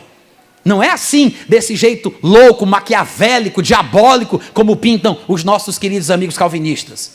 Até porque toda punição divina, toda sentença divina, não é sem motivo. E nós temos vários exemplos de Deus punindo, manifestando a sua ira contra os obstinados no erro e no pecado. Um exemplo clássico disso está em Romanos capítulo 1, lá do versículo 18 em diante, vai até o versículo 28. Eu não vou ler todo o texto, mas é aquela célebre passagem, bem famosa, onde Paulo diz que a ira de Deus se revela do céu contra a impiedade, a perversão dos homens que detêm a verdade em favor da injustiça. Aí no versículo 19, Paulo diz mais, ele diz, porquanto o que de Deus se pode conhecer é manifesto, entre eles porque Deus nos manifestou. Aí fala dos atributos invisíveis de Deus, que claramente dá para se conhecer a divindade, o poder de Deus por meio das coisas que foram criadas, e por isso estes homens são indesculpáveis. Aí no versículo 21, Paulo fala assim, eles tendo conhecimento de Deus, não o glorificaram como Deus. O que foi que fizeram? Antes se tornaram nulos em seu próprio raciocínio, obscurecendo-se-lhes o coração insensato. Se achando muito sábios, muito poderosos, na verdade são loucos e fracos. Aí lá no 24, Paulo diz assim, por isso é que Deus os entregou à imundície. Veja, versículo 24, Deus, por isso, os entregou à imundície. No versículo 26 ele diz, por causa disso, Deus os entregou a paixões infames. No versículo 28 ele diz, e por haverem desprezado o conhecimento de Deus, o próprio Deus os entregou a uma disposição mental reprovável. A disposição mental reprovável.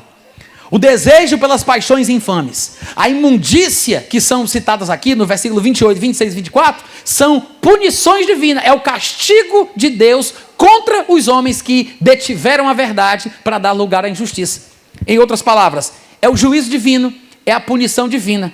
O endurecimento do coração de Faraó, a sua cegueira espiritual, é uma forma de Deus puni-lo. E por que Paulo está usando Faraó como exemplo de um coração duro, de uma pessoa cega espiritualmente? Porque ele quer dizer que judeus obstinados estão sendo endurecidos por Deus como uma forma de punição pelo fato de eles não terem se sujeitado à justiça que vem de Deus. Aleluia.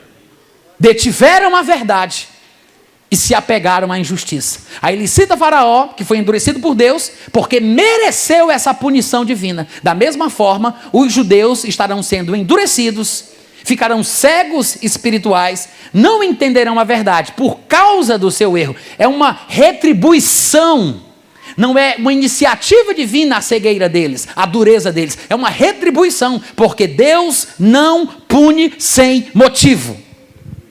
Amém, gente? Temos um texto parecido lá em 2 Tessalonicenses capítulo 2, do versículo 9 em diante, quando Paulo diz assim, ora, o aparecimento do iníquo é segundo a eficácia de Satanás, com todo o poder, sinais, prodígios da mentira, e com todo o engano da injustiça aos que perecem, porque não acolheram o amor da verdade para serem salvos. É por este motivo, diz o versículo 11, é por esse motivo, pois, que Deus lhes manda a operação do erro, para acreditarem na mentira. É basicamente a mesma coisa que está em Romanos capítulo 1. Essa predisposição para cometer coisas inconvenientes, essa predisposição para paixões infames, para a imundícia, é uma coisa que vem de Deus, mas não para o bem, para o mal, porque Deus está punindo o erro destes homens que fecham o coração para a verdade e preferem dar lugar à injustiça. Deus envia a operação do erro para eles acreditarem na mentira, a fim de serem julgados todos quantos não deram crédito à verdade. Antes, pelo contrário, deleitaram-se com a injustiça. Amém, gente? Amém. Será que está claro isso aqui para vocês? É disso que ele está falando, quando Deus endurece o coração de alguém ou pune alguma pessoa desta forma, deixando a pessoa sem entender, cega, perdida espiritualmente falando. Ele usa Faraó como exemplo. Aí no versículo 19 ele diz, tu porém me dirás, de que Deus se queixa ainda então? Só que Deus não está se queixando de nada. Paulo está aqui citando um possível pensamento de um contraditor da sua mensagem. Um possível ouvinte que fique pensando, se for assim também, para que Deus ainda fica reclamando? Deus não está reclamando. Deus não está se queixando, mas alguém pode levantar esse argumento. Tu me dirás, de que se queixa ele ainda? Pois quem jamais resistiu à sua vontade? Aí Paulo, respondendo à pergunta hipotética que algum dos seus leitores poderia ter, ele diz, me diga uma coisa, quem és tu para discutir e querer bater boca com Deus? Ele diz, quem és tu para bater boca e discutir com Deus? Aí ele fala, pode porventura o objeto perguntar a quem o fez, por que me fizeste assim? Aí o que é que o povo pensa? O povo pensa que Paulo está dizendo que a pessoa que diz do que Deus se queixa ainda é um objeto que Deus quis que fosse feito assim. Como se Deus criasse pessoas para serem salvas, pessoas para serem lançadas no inferno. Vasos de ira, vasos disso. Isso, como se as pessoas fossem objetos criados por Deus. Quando ele diz, quem és tu, homem, para discutires com Deus? A pergunta tem a resposta por si só, ela é autoexplicativa. Quando ele fala, porventura pode o objeto perguntar a quem o fez, já é outra sentença, e ele está usando isso como figura. Ele não está dizendo que o homem é um objeto. Ele não está dizendo que os homens são objetos controlados, criados por Deus com um determinado fim ou determinado propósito. Não é isso que ele está dizendo. Ele está dizendo assim, que assim como, da mesma forma que um objeto não pode perguntar a quem o fez, por que me fizeste assim? Igualmente, o homem não pode querer bater boca com Deus. Não pode querer discutir com Deus. Esse é o ponto. Paulo não está dizendo que os homens não podem se perguntar por que Deus me fez assim. Não é isso que ele está falando. Ele está usando uma figura, uma representação do mundo natural. Assim como o objeto não pode perguntar a quem o fez porque me fizeste assim. Da mesma forma, um homem não tem condição de querer discutir com Deus e querer ensinar a Deus como é que Deus vai ou não vai salvar os homens. A quem Deus vai ou não vai abençoar. A quem Deus vai ou não vai endurecer. Como vocês estão entendendo?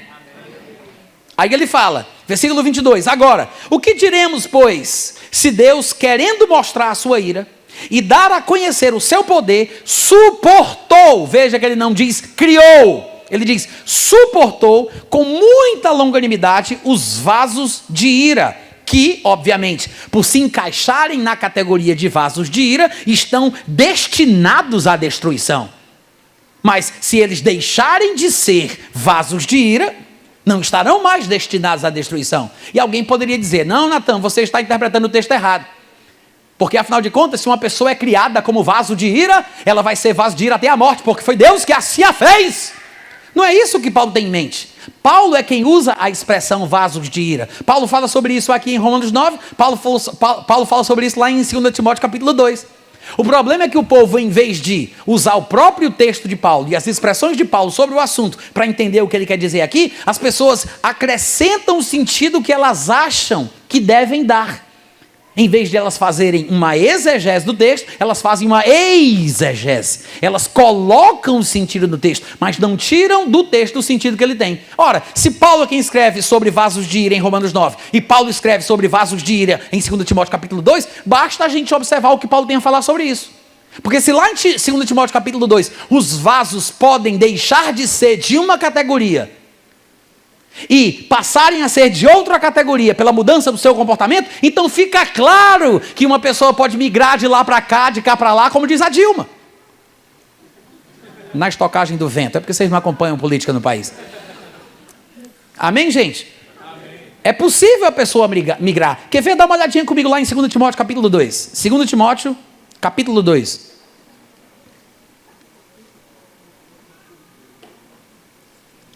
Eu não vou nem ler Romanos 9 todo, porque não vai dar certo. Eu vou encerrar daqui a pouco, porque a parte mais complicada, eu acho que a gente já passou, né? Mas, 2 Timóteo capítulo 2, ele vem falando aí do versículo 14 até o 26, mas a única parte que nos interessa, veja que o assunto aqui é doutrinário. Ele está falando que alguns companheiros de Paulo, a quem ele cita pelo nome, Filéu e Himeneu, tinham se desviado da verdade, falando coisas deturpadas sobre escatologia, sobre a doutrina da ressurreição.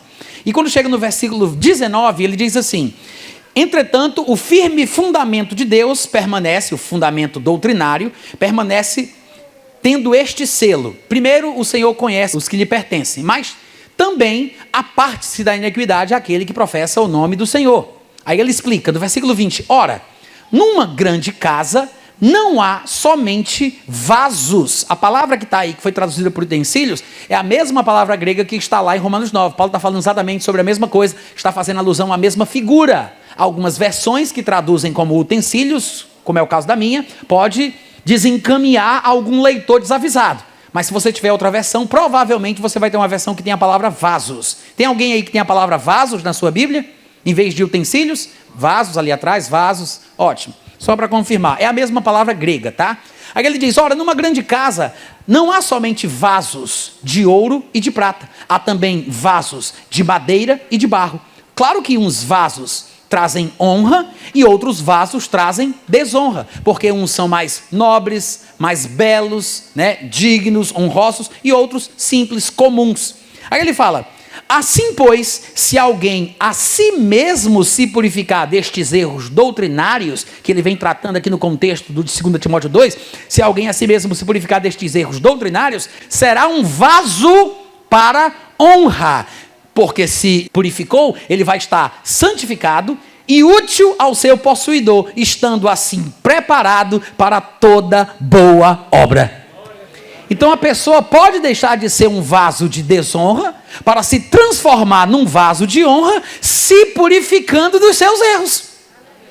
Que está em linha com a argumentação de Paulo, como ele desenvolve ao longo de Romanos 9, 10 e 11, quando ele fala que os judeus, nem todos de Israel são de fato israelitas, foram cortados pela sua incredulidade, mas não vão permanecer assim se arrependerem e crerem, porque Deus é poderoso para os enxertar de novo.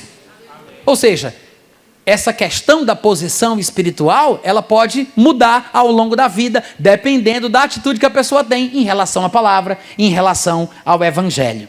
Amém, gente? E aí ele fala, Deus suportou com muita longanimidade os vasos de ira que estão destinados à destruição, enquanto se encontrarem na categoria que Paulo chama de vasos de ira, que em outro lugar ele chama de vasos de desonra. E aí no 23 ele diz, a fim de que também desse a conhecer as riquezas da sua glória em vasos de misericórdia, que obviamente, que por estarem na categoria que Paulo chama de vasos de misericórdia, estão destinados para a glória. Por que de antemão? Porque Deus é aquele que estabelece o seu plano muito antes do homem nascer. Ele não determina o que o homem vai ser, mas Deus, ele vê todas as coisas e ele estabelece os destinos da humanidade. Só existem 2 destinos possíveis: a comunhão eterna com Deus ou a destruição eterna sem Deus. Quem estiver em Cristo está predestinado para a glória. Quem estiver fora de Cristo está predestinado para a danação eterna.